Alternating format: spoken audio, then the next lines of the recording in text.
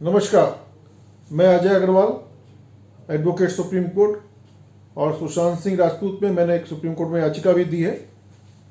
जो कि 21 अगस्त को लगी थी। उसके बाद अब 11 सितंबर को उसकी डेट कर दी गई है और उससे पूर्व ही 19 तारीख को सुप्रीम कोर्ट ने सीबीआई इंक्वायरी आदेशित कर दी थी। इस मसले पे मेरे को ये कहना है कि हर मिनट पे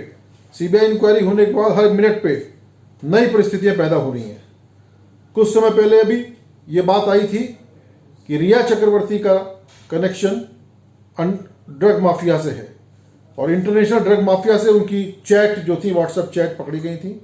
और वो व्हाट्सएप चैट के हिसाब से ये पता लगा था कि वो ड्रग डीलर, ड्रग के उस माफिया के साथ में कार्य करती हैं। अब जो नई बात आई है उसमें पता लगा कि सुशांत सिंह की तो हत्या की गई है और उसमें जो दिशा सल्यान जो उनकी मैनेजर थी पर्सनल, उसकी 8 जून की रात को हत्या हुई और उसके अगले दिन रिया चक्रवर्ती ने कुछ लोगों को भेजा और जो कंप्यूटर था जो सुशांत सिंह के यहाँ, उसकी हार्ड डिस्क में से कुछ चीज़ें कॉपी कर ली गई और उसको हार्ड डिस्क को हटा दिया गया उस पर से जो भी चीज़ थी। और इस पर जब सुशांत सिंह ने उस पर ऑब्जेक्शन किया तो उनको धमकी दी गई। तो ऐसी क्या चीज़ थी जो वहाँ से हटाई गई और दिशा सल्यान की हत्या के अगले दिन हटाई गई? तो ये सारी चीज़ें इस बात को इंगित कर रही हैं कि इसमें सुशांत सिंह राजपूत की भी हत्या की गई और इसी कारण से जो वहाँ के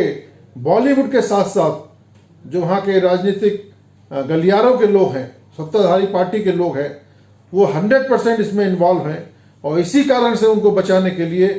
सरकार पूरी लगी हुई थी। होम मिनिस्टर ने तुरंत बयान दे दिया जैसे ही पता लगा कि वहाँ पे उनकी डेड बॉडी मिली है कि आत्महत्या का केस है। किसी भी प्रकार की जिस प्रकार से पुलिस ने कोताही बरती उसको लापरवाही के साथ में और उसको कैजुअल तरीके से लिया और उसके बाद सुप्रीम कोर्ट में आकर सीबीआई इंक्वायरी का पहले विरोध किया और इस प्रकार से जो सारा घटनाक्रम है वो सीधे सीधे इंगित कर रहा है कि सुशांत सिंह की हत्या की गई है और इसमें रिया चक्रवर्ती मुख्य रोल में है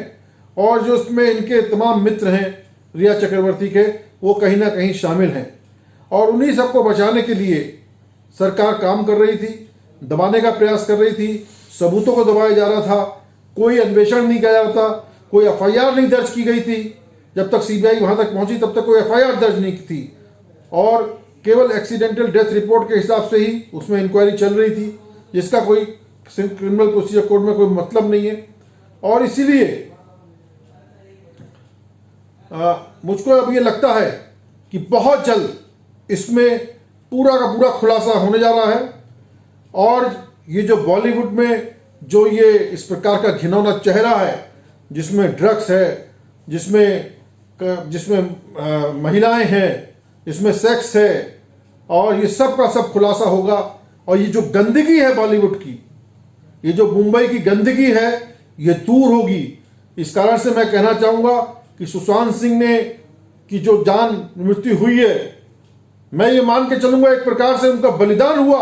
और ये बलिदान बेकार नहीं जाएगा और इस बलिदान की वजह से जो गंदगी है इस बॉलीवुड की, मुंबई की, वो सारी की सारी दूर होगी। नारकोटिक कंट्रोल ब्यूरो मुझे लगता है एक आध दिन में इसमें अन्वेषण करने वाला है और इसमें जो सजा है, जो भी ड्रग्स में काम करते हैं 10 साल की मिनिमम सजा है, कम से कम सजा है। यानी अगर उसमें दोषी पाए जाते हैं तो 10 साल की सजा तो होनी है और अधिकतम सजा फिर 20 साल की भी है। और इसमें जो लोग इसमें कॉन्स्पायरेसी में शामिल हैं उनको भी वही सजा मिलनी है। तो ये केस बहुत सीबीआई जो है तह तक लेके जाएगी और इसमें जो लोग सीधे सीधे इन्वॉल्व हैं वो लोग या जो उनके राजनीतिक आका हैं, जो भी सत्ताधारी पार्टी के लोग बैठे हैं जो सीबीआई इंक्वायरी का लगातार विरोध कर रहे थे। इसी कारण से मैंने पत्र एक मुख्यमंत्री को लिखा था, उद्धव ठाकरे को, और मैंने कहा था कि अपनी इज्जत बचाने के लिए फौरन सीबीआई इंक्वायरी आदेशित करिए, भले ही आपका पुत्र इसमें इन्वॉल्व हो, क्योंकि सुप्रीम कोर्ट 100% इसमें आदेश करेगी सीबीआई का, क्योंकि ये फिट केस है। इस प्रकार के केसों में होनी होती है सीबीआई इंक्वायरी, परंतु उन्होंने नहीं करी और कोर्ट के आदेश से ही हुई अद्वगत्वा। और कोर्ट का जब आदेश है सीबीआई के पास तो सीबीआई निर्भीक होकर कार्य कर रही है और सीबीआई निश्चित रूप से इसमें जो मुंबई में जो बॉलीवुड की गंदगी है वो दूर करेगी और साथ के साथ दूध का दूध पानी का पानी होगा। पूरे देश की जनता को न्याय मिलेगा और सुशांत सिंह के घर वालों को भी न्याय मिलेगा। बहुत बहुत धन्यवाद।